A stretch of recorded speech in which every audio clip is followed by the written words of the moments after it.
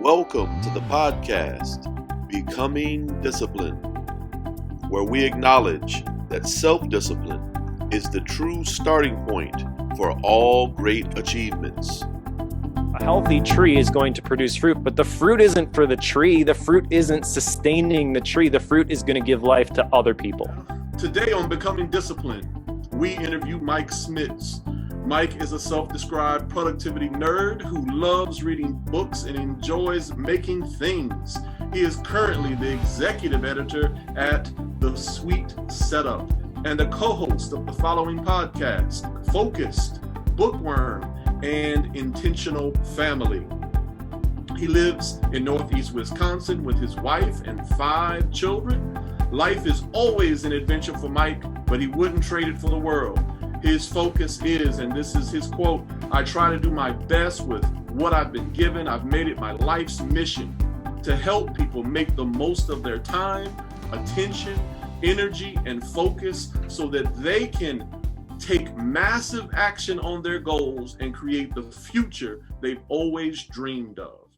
If you'd like to get in touch with Mike, you can contact him at faithbasedproductivity.com. Now, for our listeners, I want everyone to know that I don't invite anyone on this show who is not disciplined, highly disciplined, in at least one of the following areas: spirituality, mental, physical, emotional / relationships, finance, calendar, home organization, or data organization. Now, Mike is probably different than anyone else that I'm going to interview. He is a unicorn, okay? Because I am not a prophet, but I am a pretty good predictor. I predict that Mike Schmitz will one day be a name like David Allen or Dr. Stephen Covey. It's just he hasn't been fully discovered. I mean, people know him, but in the productivity world, but he's not been fully discovered yet. And I listened to it, and I listened to an incredible amount of self-help, motivational, and productivity material.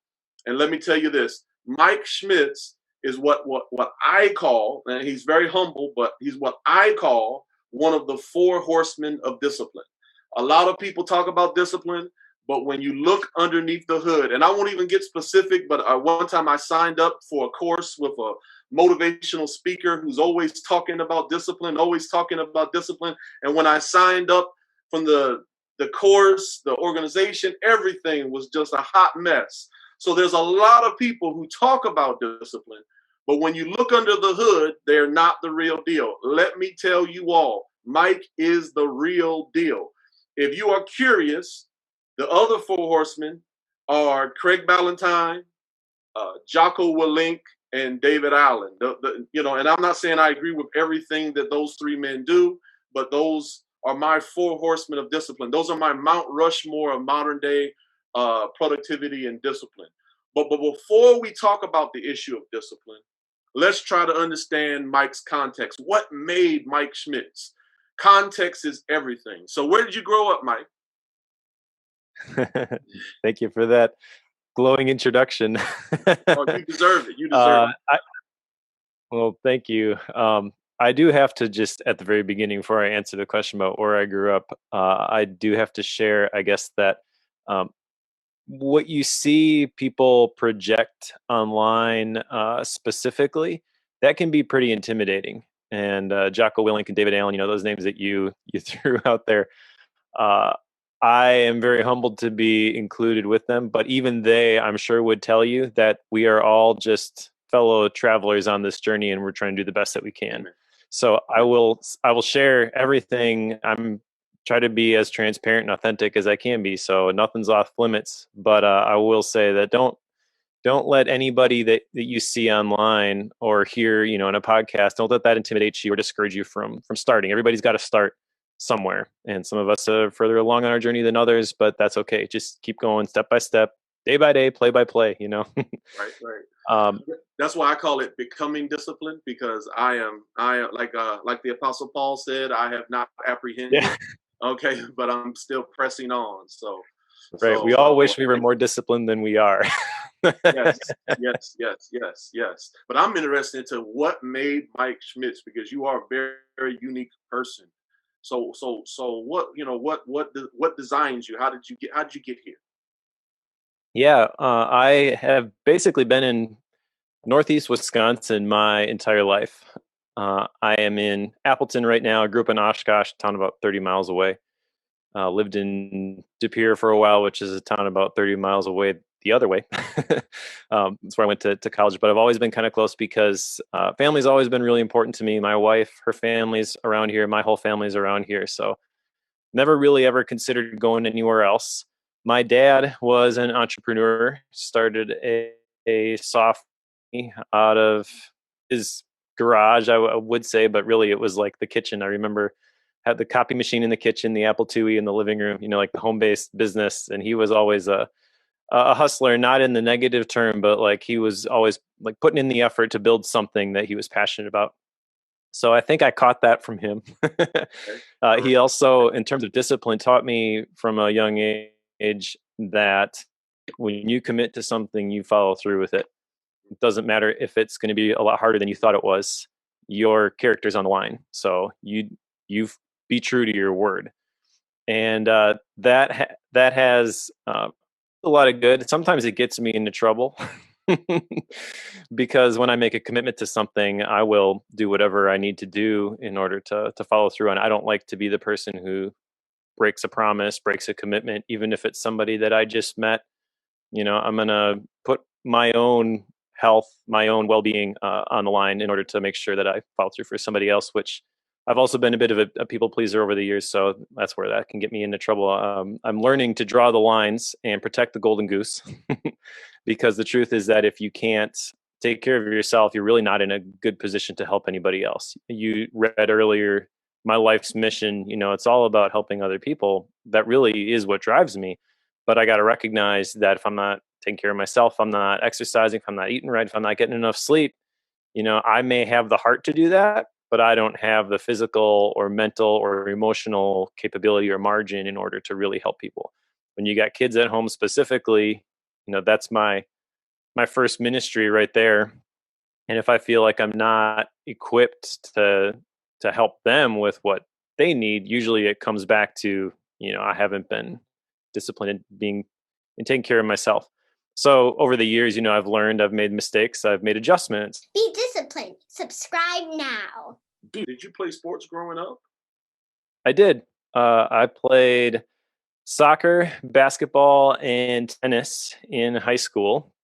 I was always playing sports growing up before then, but it really wasn't competitively. I was homeschooled up until high school.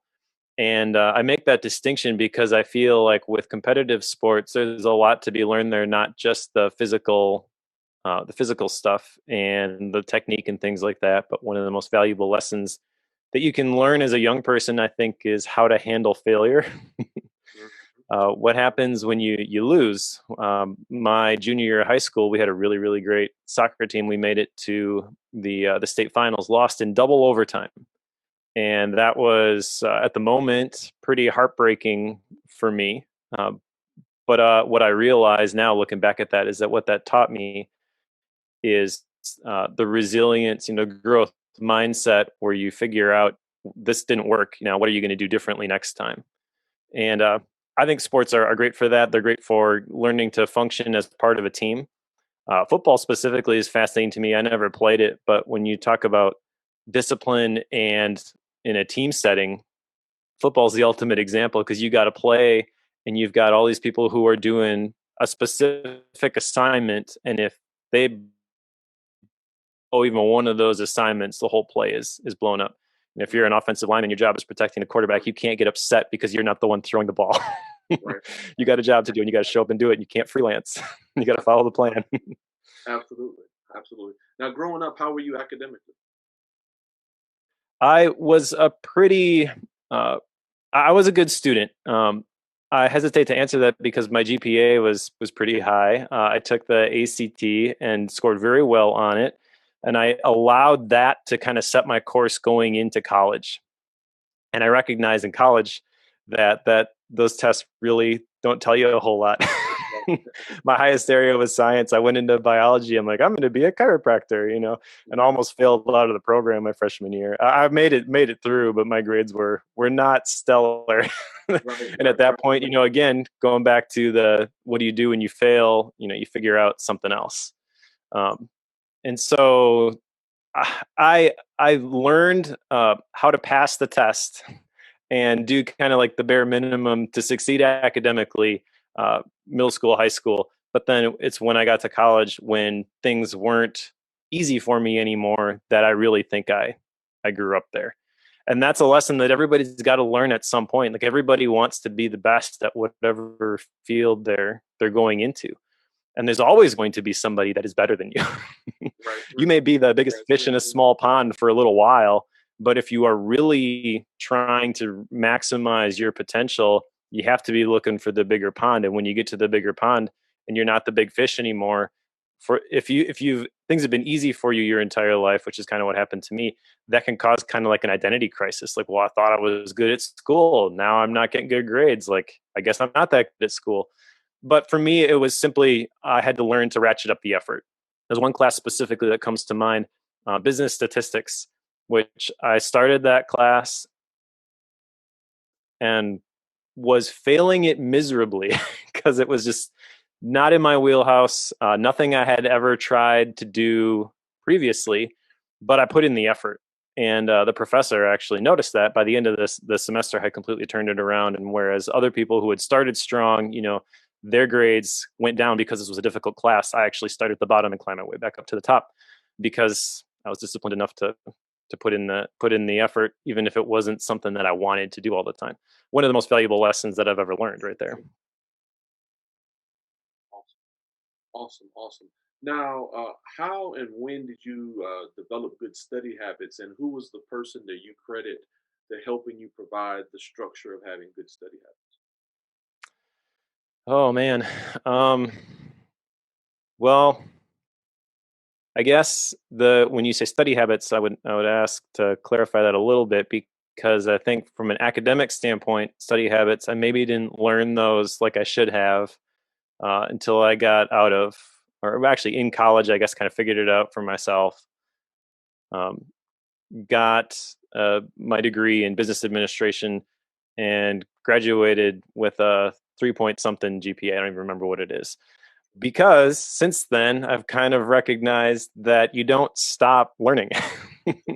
You don't stop going to school, so to speak. And that's really like my wife and I, we homeschool our 5 kids. That's something that we want to instill in them is like you become a lifelong learner. Since then, I've read all these books, and the one that really stands out to me in particular is Mindset by Carol Dweck, who is a university professor. So I'm sure you can learn this in a school setting, but I did not. I had to get outside of that and kind of teach myself because I found myself in this position working for the family business, but also having interests in productivity and stuff on the side.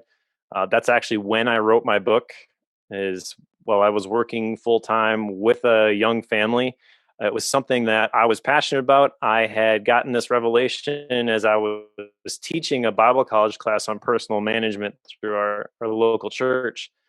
And I'm like, this is really, really important. People got to know this. And I felt like, well, you got to be the one to write this down. Not that no one else has ever written it, but just felt like this is something I needed to do. Only time I had at the time was early in the morning. I'm not a morning person, but I was getting up at 5 a.m. every day so I could write for an hour and a half before I went into the office. 8 months later, I'd self-published that book.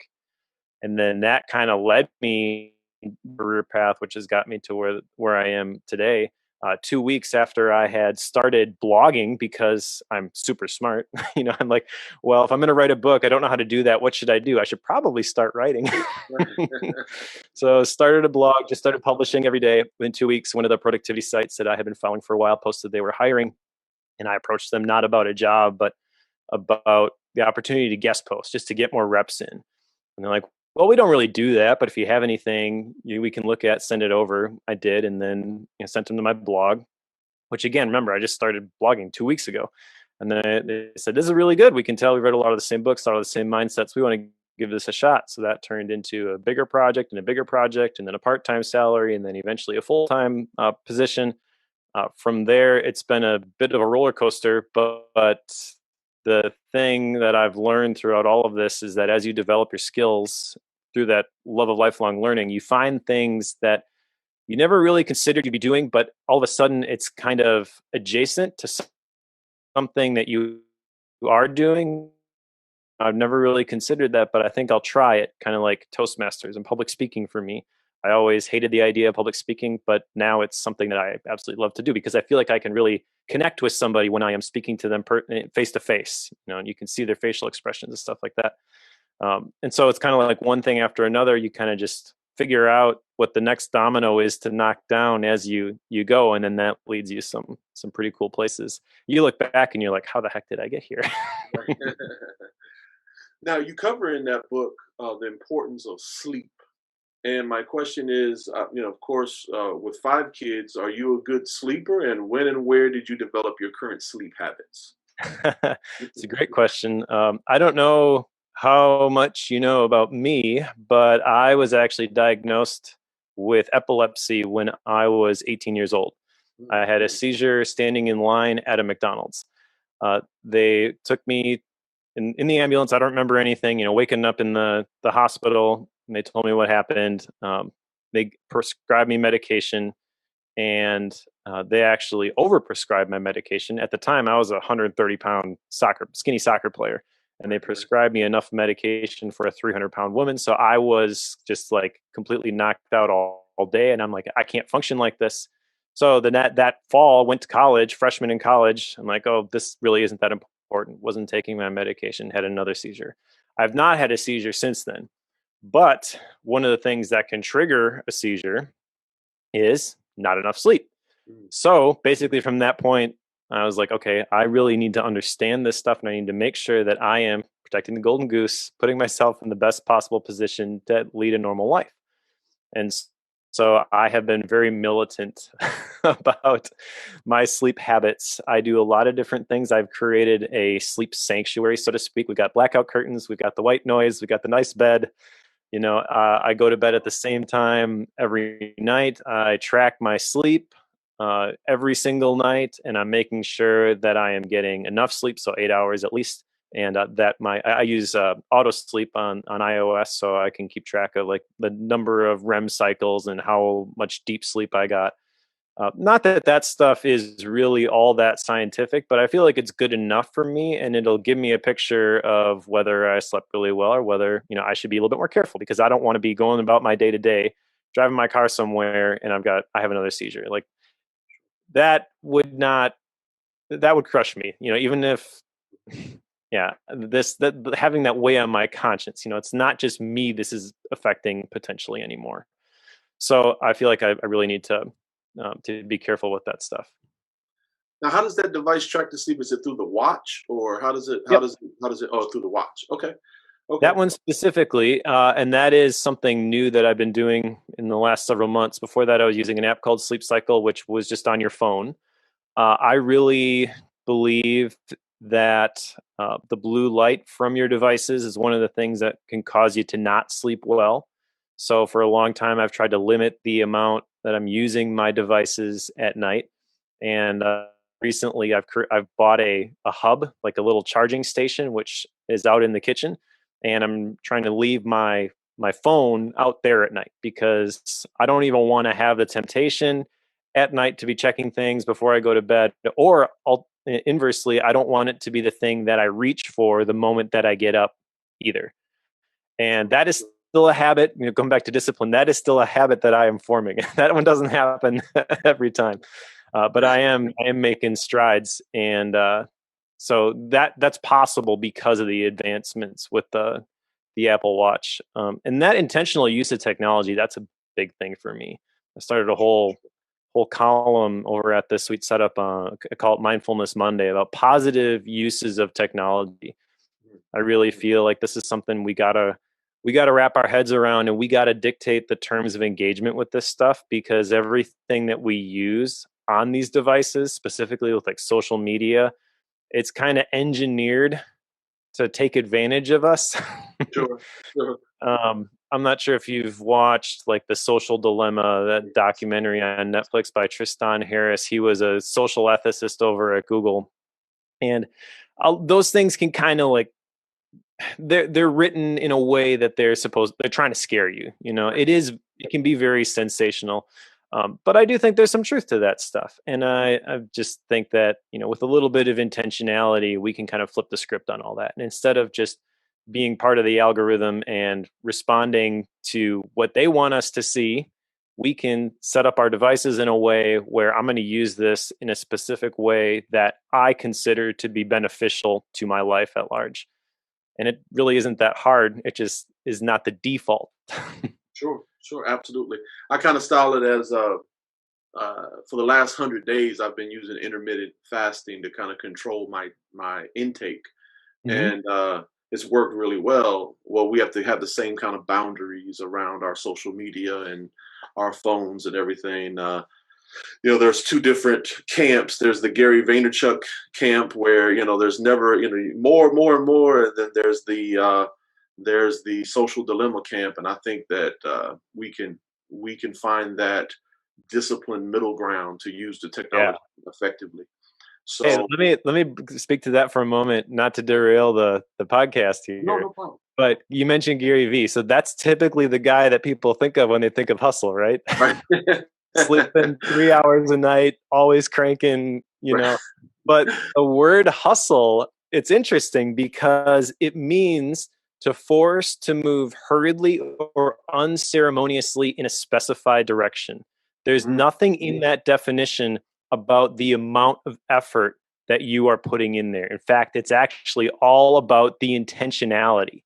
And wow. I think you can break that down into three separate parts. Okay, so you've got the force, and that is what most people think of when they think of hustle. It's early mornings, late nights.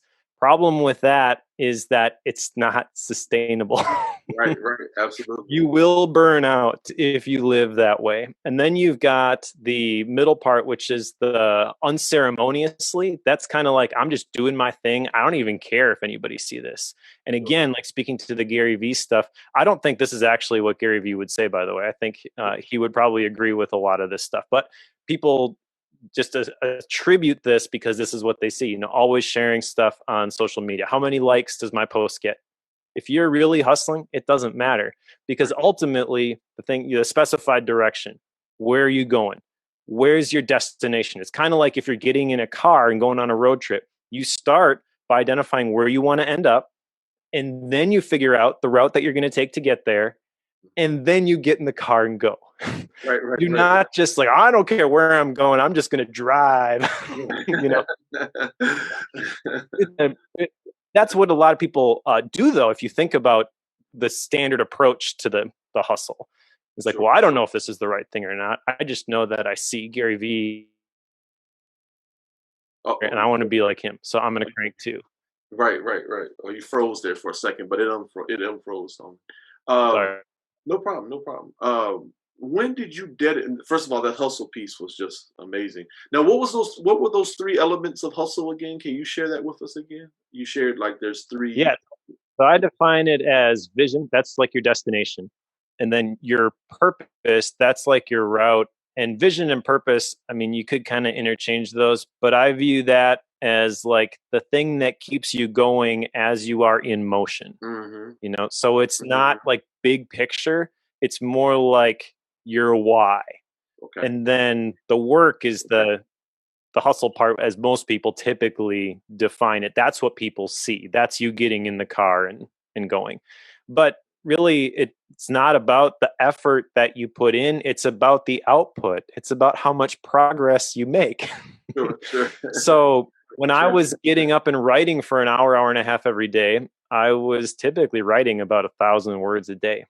Mm. And I tend to be a bit of a perfectionist, so I edited and I edited and I edited and I edited. I probably could have published it a lot earlier than 8 months. That's how long it was from when I started to when I actually self-published it.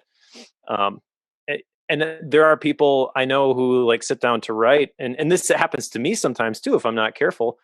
And it could take you 8 hours to write 1,000 words. Right, absolutely. So and there's a lot of things that can factor into that. Did you limit your distractions? Are you responding to notifications? Do you have a clear intention when you sit down to write? I mean, there's all these different levers that you can pull, but ultimately productivity to me and hustle to me is no longer about, well, I put in 8 hours, 10 hours, 12 hours, whatever.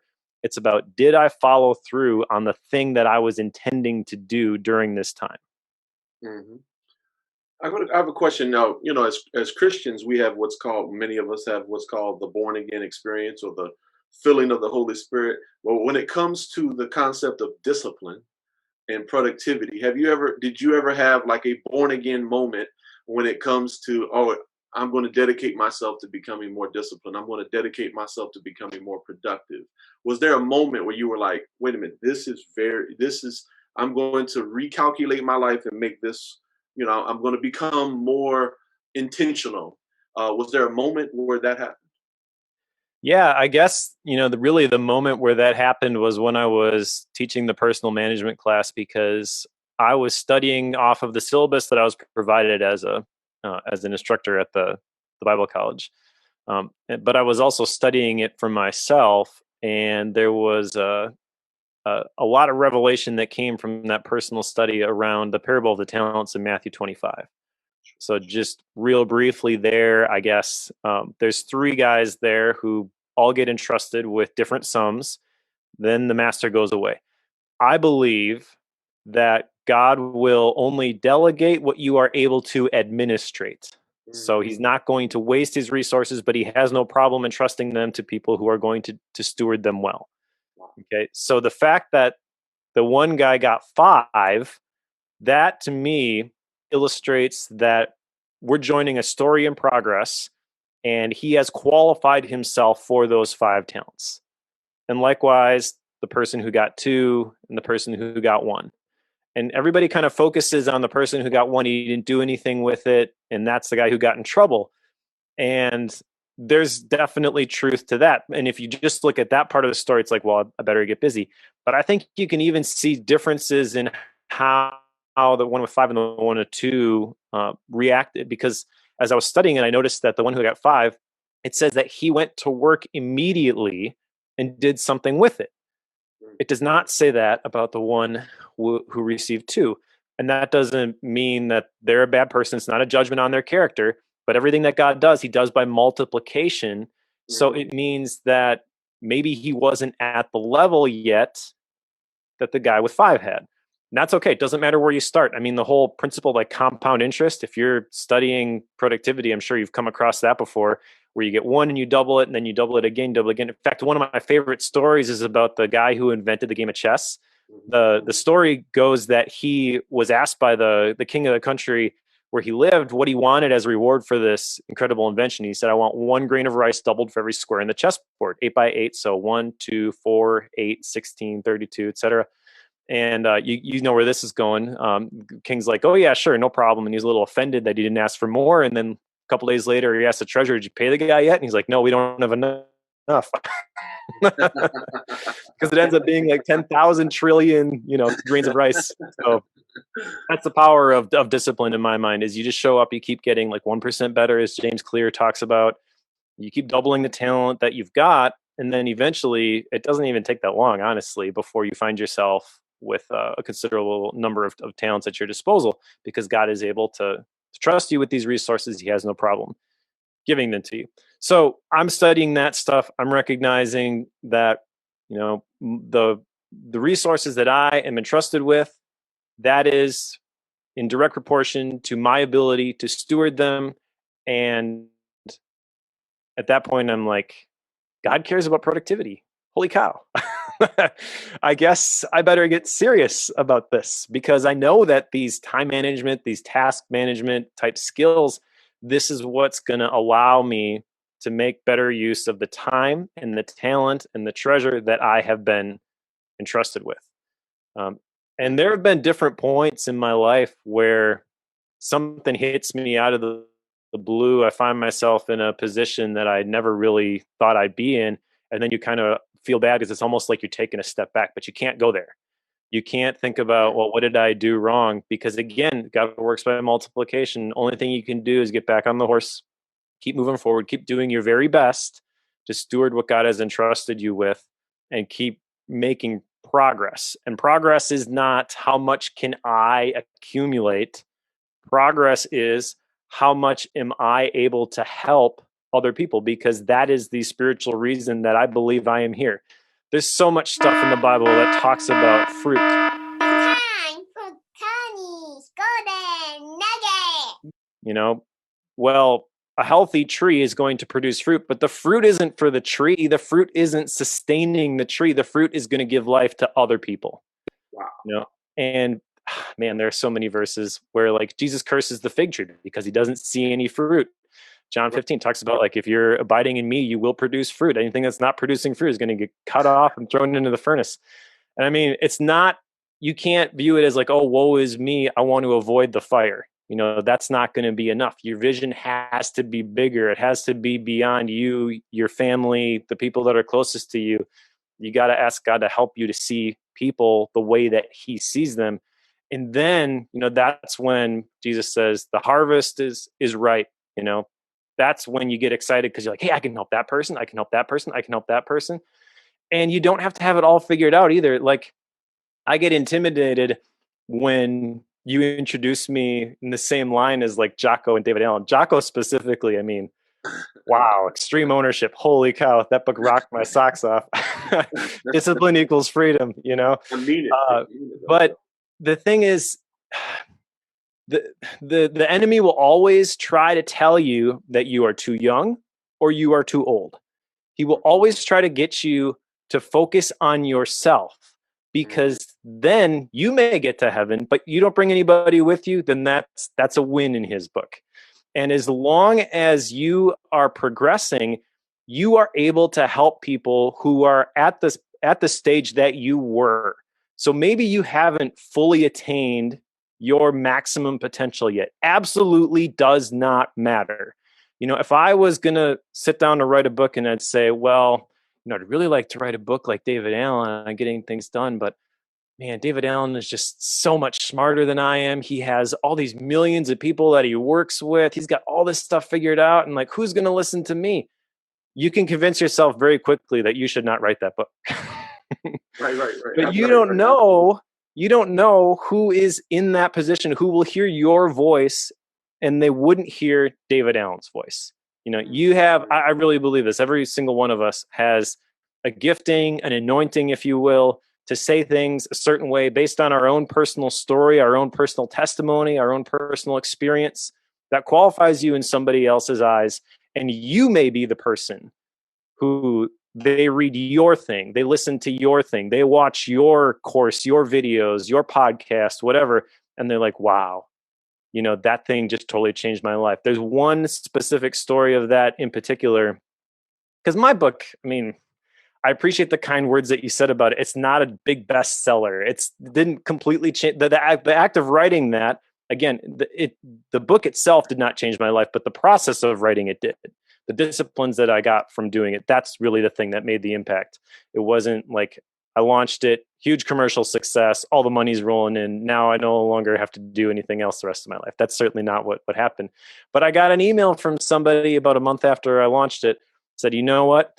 I was considering suicide. I'm a former pastor, and I was at my lowest point, dealing with all these health issues, married, have a young child at home, and I just couldn't do it any longer. And then I read your book, and it gave me a new lease on life, and it totally changed my perspective, and it helped me to keep going. You know, like, that's why you do it. Wow. One person at a time. That is so powerful. That is so powerful.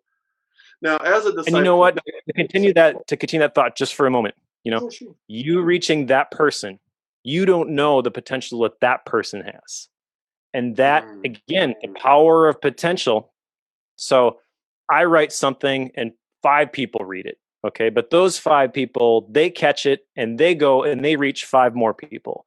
And those people catch it and they go reach 5 more people. All of those people, I believe, come back to your account because you were faithful to what God told you to do. Amen. Amen. Amen. That's very powerful. Now, as a disciple of Christ, have you ever struggled? Now, I don't know. Maybe this doesn't happen in Wisconsin, but I've seen a lot of this in Virginia and in North Carolina. Um, as a disciple of Christ, have you ever struggled with the low standards that some Christians have towards kingdom work?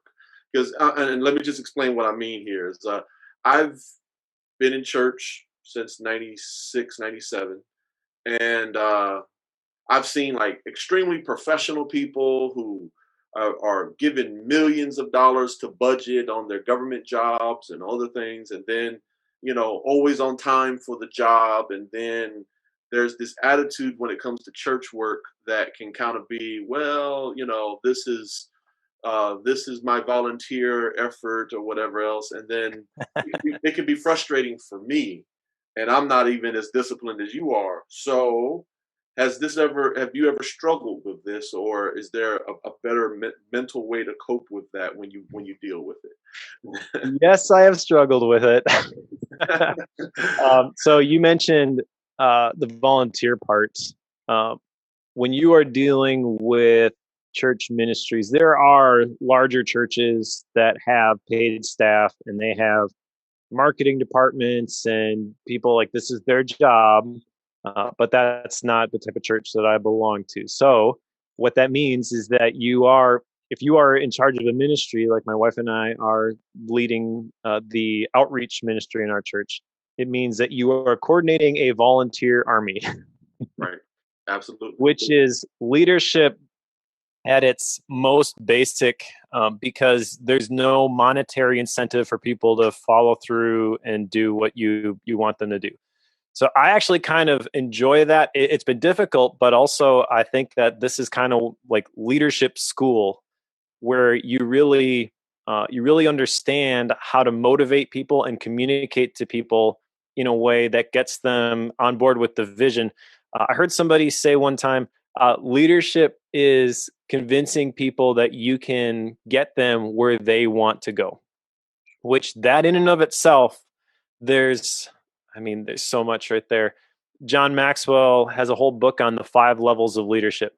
Most people who are not very strong leaders, who don't have high leadership positions, they view leadership as entitlement.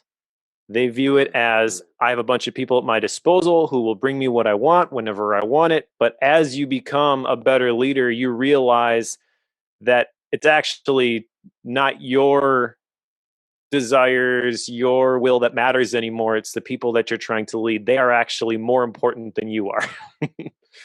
So becoming a leader requires selfless sacrifice.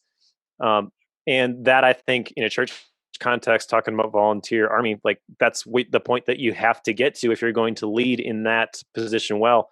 The other thing that I've learned through leadership in ministry, specifically in churches, is that you can get upset about people who aren't following through, who maybe aren't as disciplined as you are. So for me, I can't stand it when people show up to things late. Okay. But you may have a leader in your ministry who shows up to things late.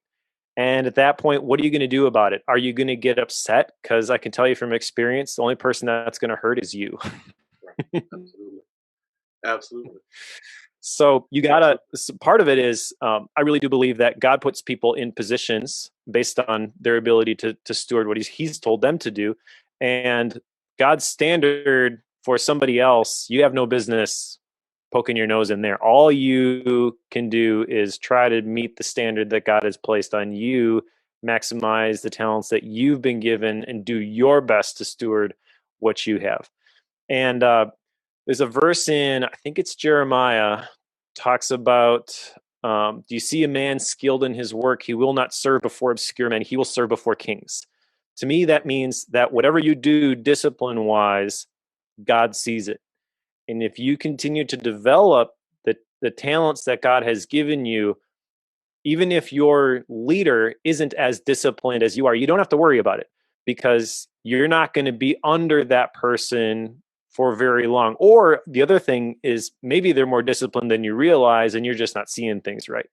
That's another big lesson that I've learned is like, don't even bother trying to project blame on anybody else. It always comes back on me. Taking responsibility as a leader for things is very different than assigning blame to something. And this is another thing that I see people do in churches, but not just churches. Companies and organizations do this too. It's like, oh, well, this thing failed.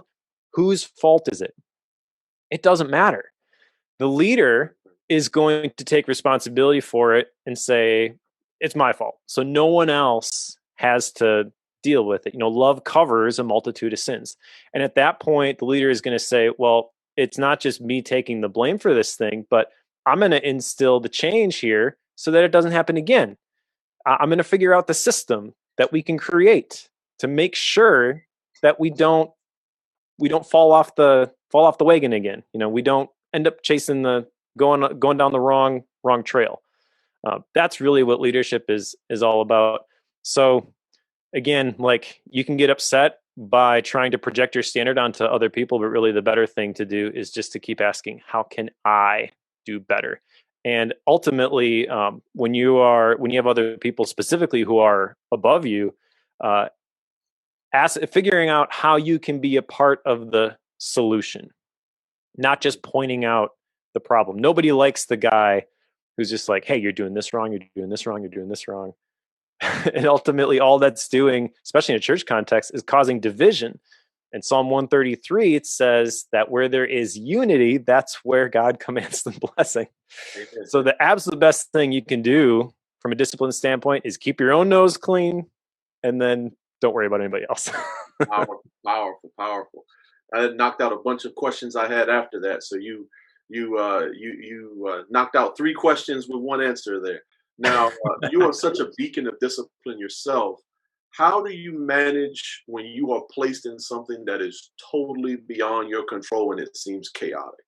And I know that may not happen every day, but maybe you have to go to a family member's house for Thanksgiving and things are not as disciplined as you would normally have it, or maybe you would go someplace and you're just in a total chaotic place. How do you cope with that? How do you handle that? Yeah, well, there's a bunch there too.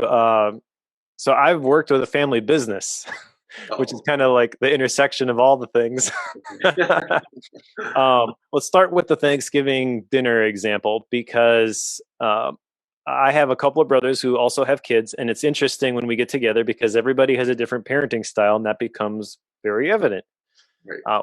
You can't, again, project your standards on anybody else. And I would say that my wife and I are probably a bit more strict than just about anybody that we would come in contact with.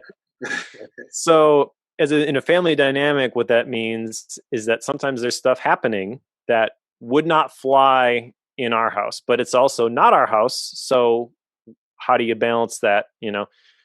We try to teach our kids that other people will do things, and that's fine. They have different rules, but these are the rules that we abide by.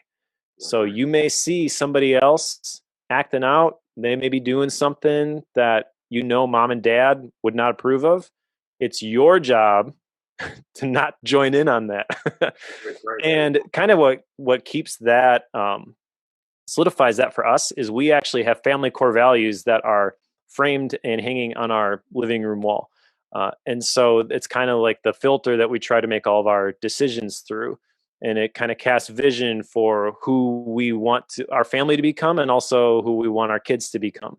And it's not like we're trying to control them and telling them this is what you have to do, sort of a thing.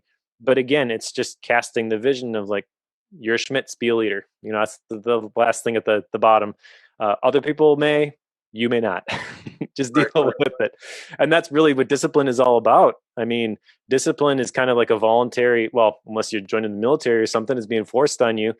But for a lot of people, discipline is something that you have to decide for yourself. It's a standard that you hold yourself to. You can't force other people to conform to that level of discipline. Even if you have people underneath you in like a business or an organization. I mean, discipline, like I guess punishment maybe is the other term that people kind of interchange with discipline sometimes. You can't just find people if they don't follow through with stuff. Like that may motivate them for a very little while in the short term. And that will get you to the point where you realize whether you have the right people on the bus or not. But that's not good. If your goal is like, I want to get these people to the finish line, get the organization to the finish line, you gotta get beyond that. At Becoming Disciplined, we examine discipline or organization in the following areas: spirituality, mental, physical, emotional, finance, calendar, home organization, data organization.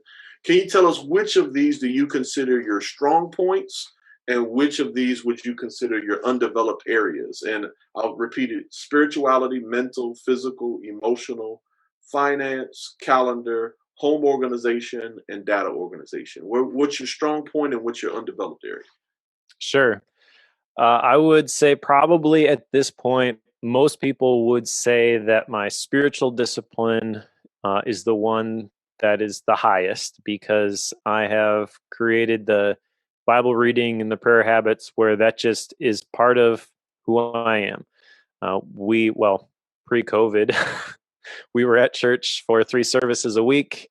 I'm playing on the worship team. I'm leading the men's ministry. My wife and I co-lead the outreach ministry. We're very, very involved at our church. And a lot of people look at that and they're like, you don't have to be that busy with it. I'm like, yeah, we do, because this is the most important thing. The physical, maybe also. So when all of the COVID stuff started happening in March, I recognized that when I got outside, I felt better, not just physically, but emotionally.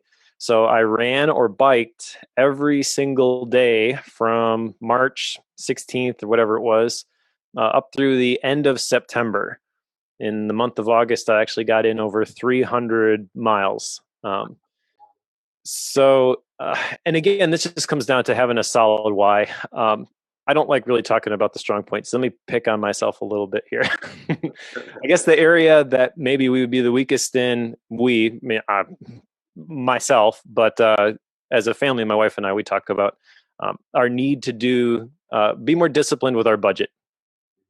Now, part of this is due to the fact that we've talked a lot about my spiritual discipline, my Christian belief system. I wholeheartedly believe that God is going to take care of his kids. Doesn't mean that we can just do whatever the heck we want, but I went through a thing a year and a half ago where I was unexpectedly let go from a job. And then I found myself like not knowing how I was going to put food on the table with 5 kids at home. That was pretty stressful. I worked on my course, Faith-Based Productivity. I continued to do the other things that I was doing, but it was not enough. At the same time, we got installed as elders at our church. I felt I'm completely unqualified to do this. I don't even have a solid job. Like how can I possibly be an elder? I shouldn't be here. And my pastor basically said, the fact that you don't feel qualified, that's what qualifies you. Keep that attitude. We were asked to go on a mission trip to Costa Rica. And I'm like, I'm trying to launch this course. I'm trying to build a business. Like, there's no way I can go. They said, we really need a photographer to come with us. So can at least Rachel go, my wife? And I said, well, I don't know how this is going to work, but okay, fine. She can go. She goes to the meeting, comes back, and then I'm heading down to church to have a meeting about a different men's ministry related thing. And she walks in the door. She says, Mrs. W, pastor's wife, needs to talk to you. I'm like, oh boy.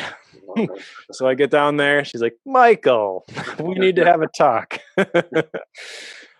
She basically told me, Pastor and I don't feel good about Rachel going and you not going. Just the season of life that you're in, you need to be together. So either you both go, you both stay, completely fine. We're not pressuring you one way or the other. But because this was so late in the game, she's like, we need to know within 24 hours. Okay. So we go home. I'm all stressed out because I don't know what I'm supposed to do. Finally, at like 11:30 that night, feel like God is telling me, just go to bed. The answer will be there in the morning. So the next morning, my wife was actually taking pictures for a study for a company nearby. She had left by the time I got up, and she texts me and says, "I think I was finally able to remove my emotion from the decision, and for us, the answer right now is no." Okay, had gotten in the shower. I felt God tell me, "Picture yourself saying out loud to your leaders, 'You're going to Costa Rica.' What does that do inside of you?" And then inversely, say, "You're not going to Costa Rica. What does that do inside of you?" And so I get out. I believe that God's told me, "You got to go." Rachel texts me. She says, "No." And I'm like, "Well, we're still not in agreement then. So you better call Mrs. Willoughby," because she does discipleship with her. And she told Rachel the exact same thing that God had told me. Say it out loud. What does that do inside you? You are going, you aren't going. So then we talk. I'm like, "Well, what do you get?" She's like, "Well, when I say we're going, I do a happy dance. When I say we're not going, I feel icky." All right, well, we got to go. So I call the leader who's organizing the trip. He's like, "So what's the answer?" I'm like, "We're going to go." He's like, "Okay, how are you going to pay for it? Because it's like $2,000 a person." I'm like, "I don't know." I just know I've struggled with this and I'm done struggling with this. So I'm going to trust God. Okay. Within 24 hours, I had both of our trips had been paid for. Wow. And I had gotten a phone call from the person who runs the suite setup, where that's my primary job right now, who's actually somebody, months prior, I had said, "I wish that they would just offer me a job." So he calls me. He's like, "I had this epiphany moment where like the courses that we sell and the reviews that we write, like that's really the pillar of the business. And you're the best person that we've ever worked with who's done either of those things. So I want to make a position for you." Sure. And that taught me basically like, you don't have to carry that burden. You just got to trust that God's gonna provide. I feel like that is an area that in the past I have carried too much weight myself. I put too much stress on myself to do that out of my own natural ability. And really, the best thing you can do from a stewardship standpoint is to do what God tells you when He tells you to do it. Not try to figure out how this is going to work, but step out in faith and do what He's told you to do, because if it's His will, ultimately it's His bill. He's going to make sure that you have the resources that you need to get the thing done. He's not going to tell you to do something and then not give you what you need. Amen. Amen. Yeah, and, I just want to say you're a real encouraging person from this standpoint. Well, you're also a unicorn. And this from this standpoint is I've been in church since '97, and I've seen, sadly, I've seen folks who are spirit led, but then they they almost act as if being led by the spirit means they can't have structure and discipline. Like it's just kind of like I'm just gonna let anything flow, and Yeah, that's almost the concept you get. Well, I'm just waiting on the Lord. I'm just listening to the Lord. And then on the other hand, I've seen people who are highly intellectual, very smart, very structured, and it's almost when I engage with those people, it's almost like they've scheduled Christ out of their life, where yes, they're Christian, but they're so structured that I kind of, like, are you going to listen to the Spirit? Can God change? It's great to have a calendar, but can God change your plans? exactly. So Matthew 6:33, seek ye first the kingdom of God and His righteousness, and all these things will be added unto you. So I have learned through the years that we've been involved with the church that we're going to now, that when you build God's house, He will build your house. Right. And so with 5 kids at home, I could spend so much time with each individual kid just trying to make sure that they have what they need by the time they leave the house. And ultimately what they really need is an encounter with God, and He needs to tell them who they really are. Right Amen. now, it's my job as a parent to help instill and support that identity, but ultimately what really matters is what God says about them and what they're supposed to be doing. So I have to Amen. learn that. But then what you were talking about, like that's exactly what I was frustrated by when I set out to write the book in the first place. And I realized just from all the productivity study, like one of my favorite quotes is by Dwight Eisenhower, who says that plans are worthless, but planning is everything. Okay, so that's kind of what discipline equals freedom, right? It's kind of this paradox. If you are disciplined, if you have the plan, then you have the creativity and the spontaneity. It's almost, well, same thing with the budget too. Like if you give every dollar a job, then you make the best use of the money that you have. That's when you find that you have more left over at the end of the month and you are able to do more things with it. And the key is, like you were talking about, letting God disrupt the plan, doing your best with what you have to lay it all out there. But then if God says, no, you know what, you need to not do this thing right now. Instead, you need to go do this thing and minister to this person or whatever, like then follow through and do that. And another quote that I really, really like by Martin Luther, he said, I have so much to do today that I must spend the first 3 hours in prayer. Awesome. Powerful. We can get in the productivity space so focused on like the things on the task list, but ultimately what we need to do is ask God what should be on the task list. That's powerful. Hey, and everything that's not on God's agenda gets cast into it's the straw and the hay anyway. So, and I tell folks at my church that we study the book so that we can hear the whisper. Because hearing the whisper, we don't study the book for the sake of studying the book. We study the book so we can hear what he is saying when he speaks to us. Some people believe on focusing on strengths and ignoring weaknesses. What do you believe about that? Generally, I would agree that you should not be looking to just eliminate all of your weaknesses, because if you do that, you can maybe eliminate your weaknesses, but you'll be at best mediocre at everything. And there is a lot to be said for developing to your maximum potential the thing that God has told you, like this is what you're supposed to do. I really do believe in the importance of having a spirit of excellence. I think that's very closely related to discipline.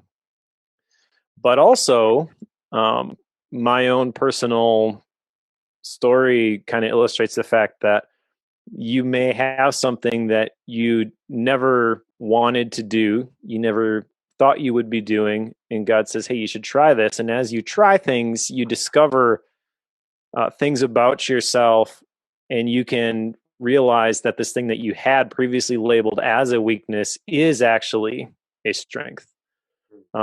Public speaking was that for me. I was always the guy who wanted to be in the background. I actually preferred running the audio and stuff as opposed to being on stage for the worship team, because I didn't want to make a mistake in public. And then I joined a Toastmasters group and was completely terrified. The average person, it said the number one fear is public speaking. Number 2 is death. That was me when I started, and putting the reps in.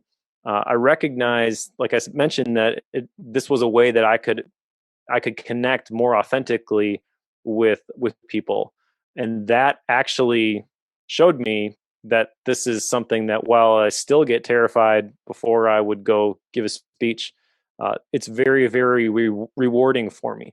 And as I did this over and over again and just continued to refine my skills, I found that I was pretty good at it. So with Toastmasters, they have these different competitions. And the first competition I did, I was on stage and I forgot what I was so scared about being on stage in front of these judges that I forgot what I was saying. Literally up there, blanking out, and was completely embarrassed by it. And so again, how do you respond to those failures? I decided at that point, I don't care what the next competition is. I'm signing up for it because I got to prove to myself that I can do this. Happened to be a humorous speech contest. I do not consider myself a funny guy. All right, but I wrote this speech, and there are several different levels. I won the club level, and then there's an area level and a division level. I made it all the way to the I forget what the term is for it, but it was the entire state of Wisconsin and the Upper Peninsula. That was the finals where I lost to a professional comedian. So didn't really feel bad about that one. But that in and of itself showed me that like I'd already gotten a lot farther than I ever thought I would with this. And also at that point, that's where I got connected with a coach, Aaron Beverly, who at the time was competing nationally, but actually last year now, he won the World Championship of Public Speaking. Oh, wow. Wow, I'll have to check out his speech. Okay. So if I had never entered that contest, I never would have made that connection, and I never would have benefited from that experience and what he had to teach me. So Wow. Discipline. Subscribe now. Outside of the Bible, what book, if you had one book to recommend to help someone become disciplined, and you can share one book inside the Bible, one book outside the Bible that you would recommend to help someone become more disciplined? Sure. Well, one passage, like I said, Matthew 25, that one has special significance to me. If I were to recommend a book of the Bible, I think it's got to be Proverbs, because if you didn't even understand discipline, but you just followed that to the letter of the law, that is a book of discipline and wisdom that will that will improve your life. Sure. Outside of the Bible, I mean, that's a tough one because every single book is going to impact different people differently. I really believe in the power of habits. I think discipline is really personified in the things that you do daily, and that is ultimately your habits. I personally believe that goals are maybe overblown a little bit, because you can have a goal and then you achieve the goal and then you're kind of a letdown. It's like, oh, what do I do now? That actually happened to me when I was training for a half marathon. I'd never been a runner, and someone challenged me. I'm like, hey, this is a great test of mind over matter. If I can do this, I can do anything. So I was training, overtrained. My patella tendon slipped off the side of my leg.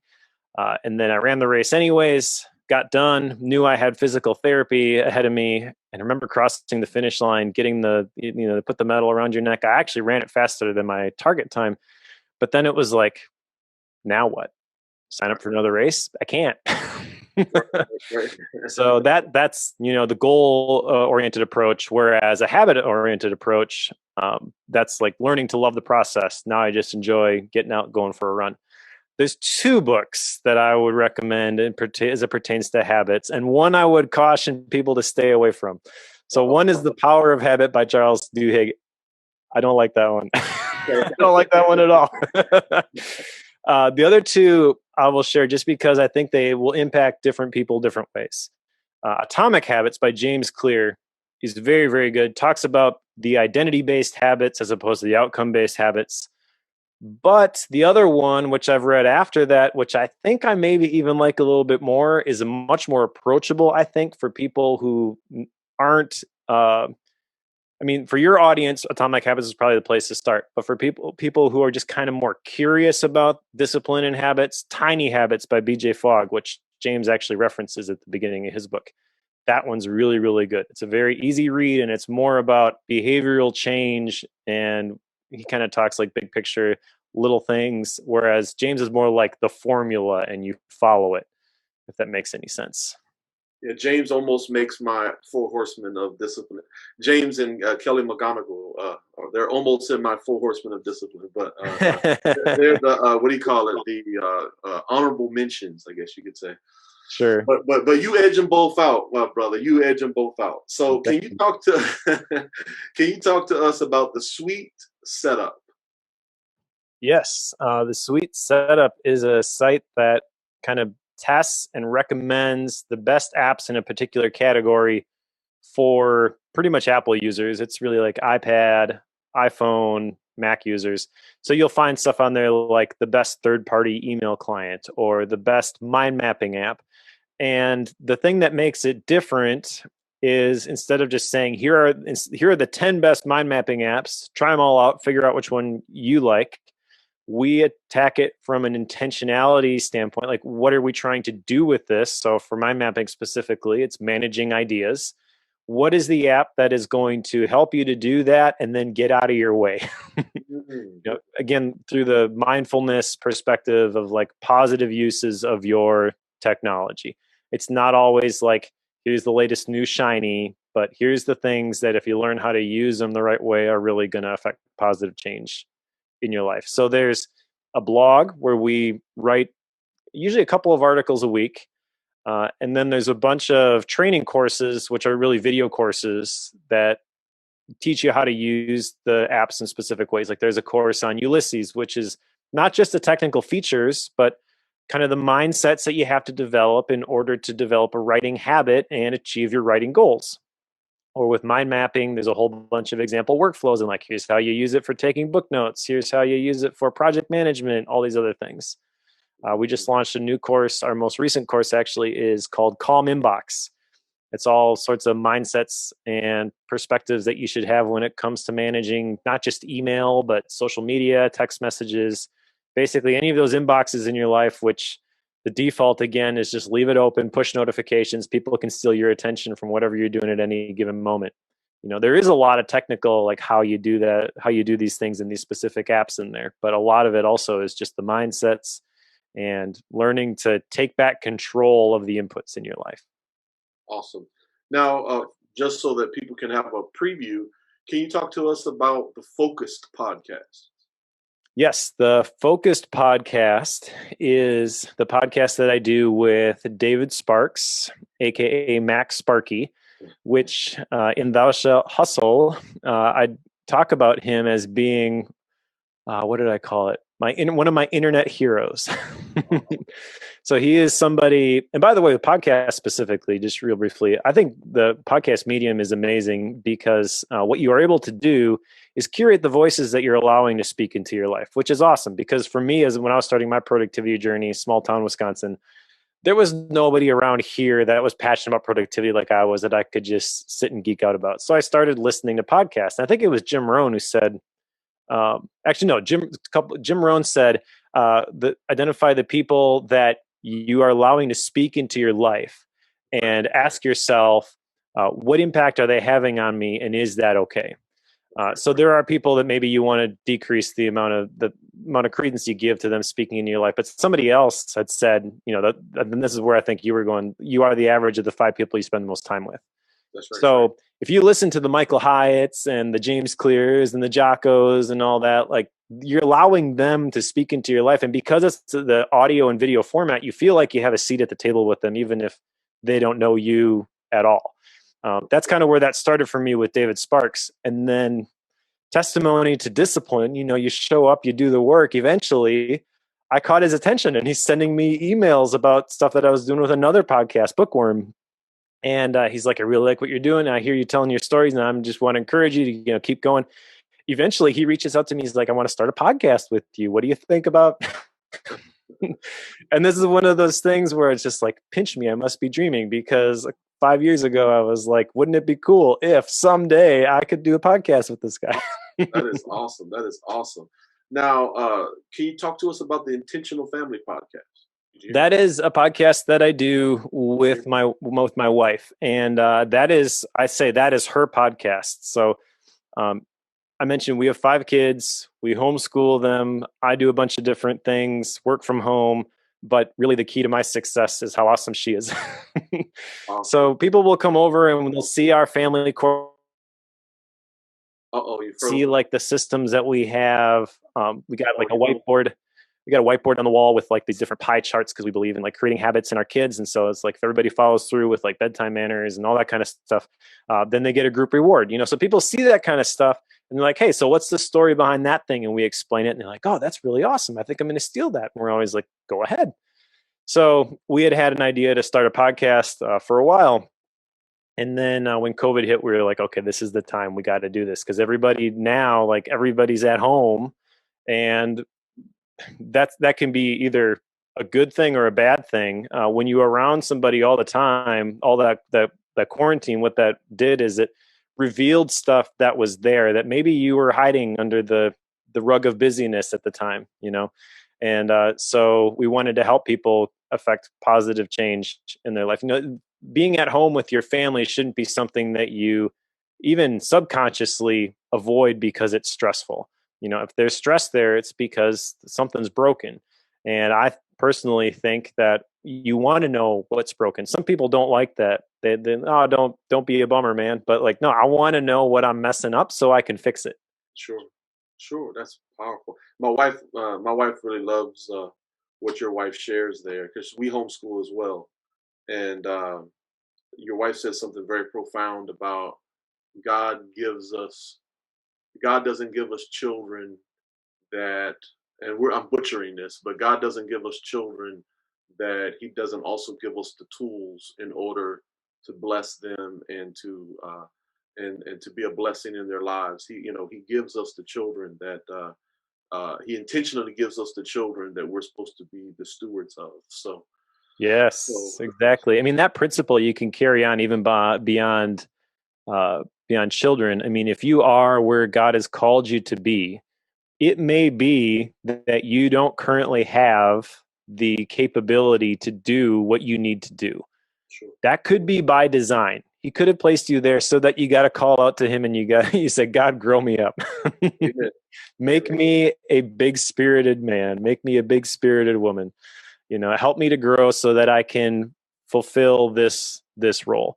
The thing that gets tricky is you got to make sure that that's where God wants you to be. Because if you are in a spot where He hasn't told you, like, this is where you're supposed to be, and you find yourself, trying to make things happen, He has no obligation to show up and make it all work. But the common thread there with everything that God has called people to do, like I listen to and I read these things by these people who I really look up to, these big ministries, and almost every single person who is doing something great for God, they started at the point where they're like, yeah, God told me to do this thing and I had no idea how I was going to do it. Somebody once told me, if you're at the point, like you're wading out into the water and you're at the point where your feet can still touch the ground, you haven't gone deep enough.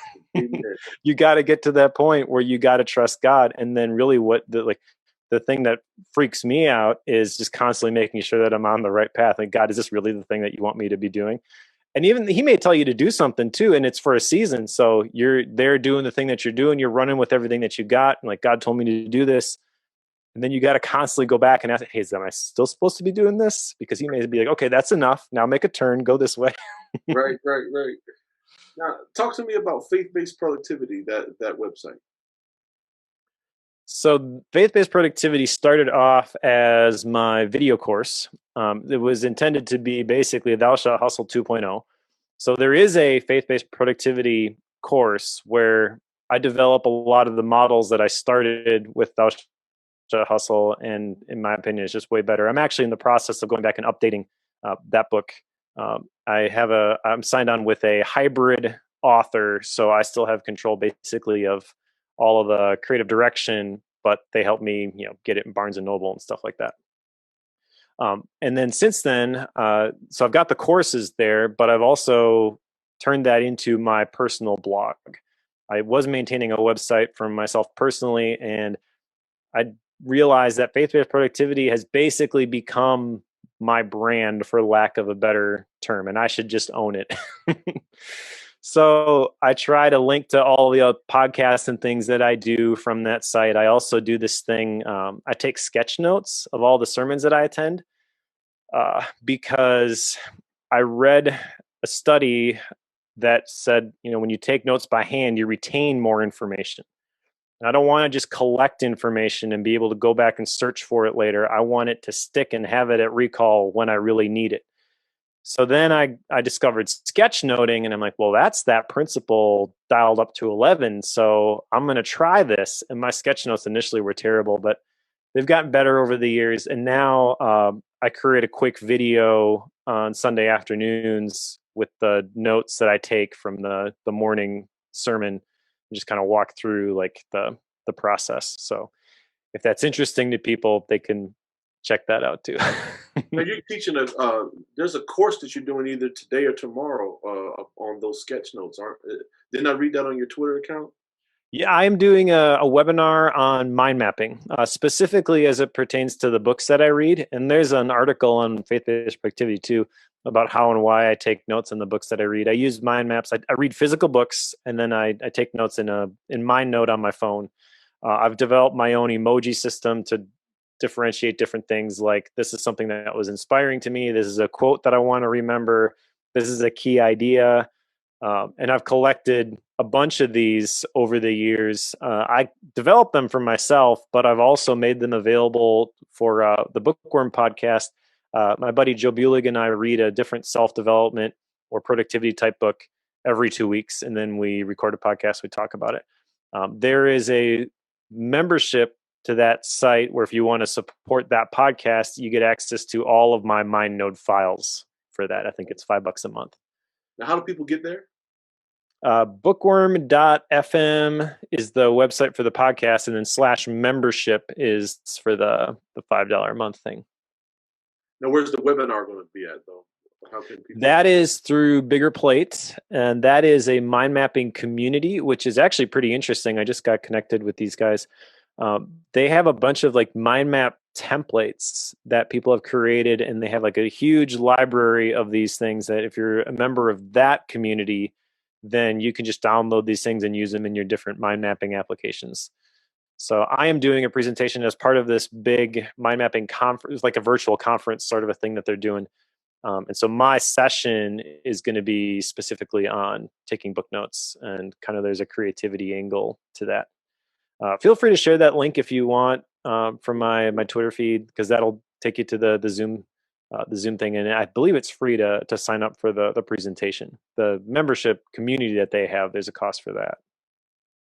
Well, that's another cool thing about you, Mike, that I just want our people to know about, any of our listeners, that our spirituality came out, our Christianity came out in this interview, but I've seen you deal with very secular people before. And when you're dealing with really, secular folks, to me, you never come off preachy or over the, so you that's something we have in common, that you know how to walk in the secular world, and I've seen a lot of Christians who they need to work on 1 Corinthians 9. We become all things to all people so that we might save some. And Sure. You do that really well, because I've seen you had to deal with a lot of, I won't talk about where, but, where I first, that other site that you used to, I've seen you deal with a lot of secular people, and you never came off pushy about your faith or over the top, but people knew where you stood, and I think that's very profound, and it's a great balance that I think more Christians need to find. So I think that's very powerful about you. Thank you. On that note specifically,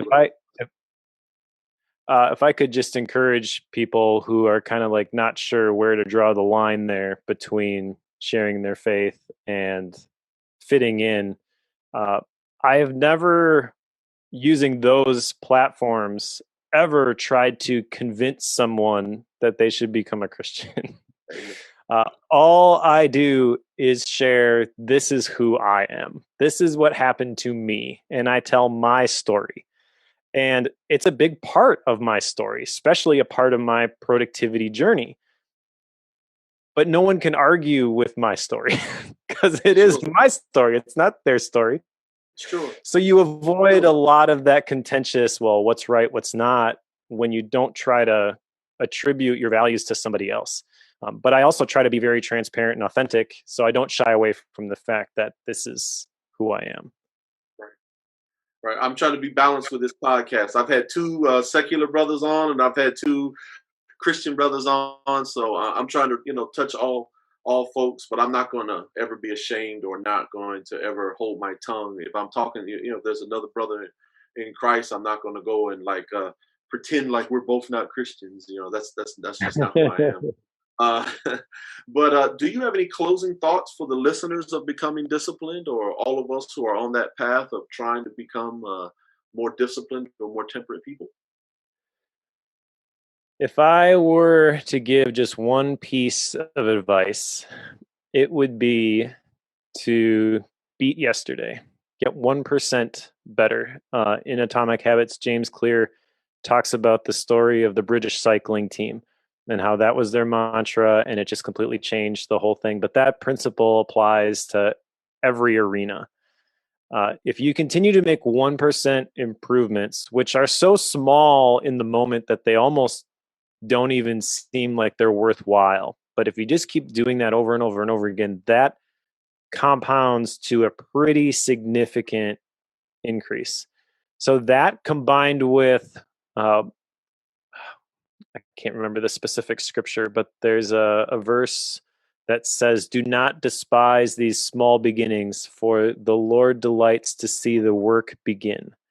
So no matter where you are, what you think you've been entrusted with in terms of talents, just start and then keep getting better.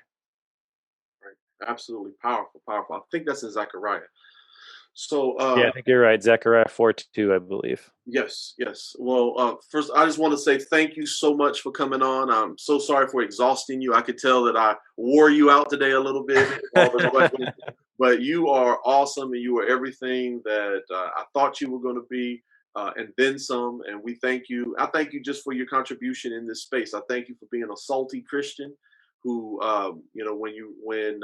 for everyone here, I really highly recommend that you check out the Kindle edition of Thou Shalt Hustle, and it's a really great book and a really great read. And there's a lot of salt and light in that book.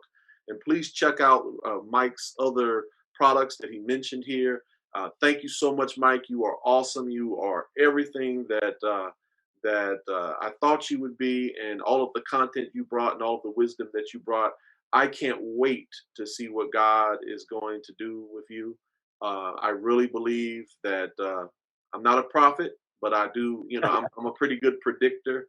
And in the same way that we know Covey's name and everything, I believe that God's going to enlarge your borders and he's going to really bless you, because as we know, he can see your work. And I definitely, if I can see your work, I know he can see a whole lot better than I can.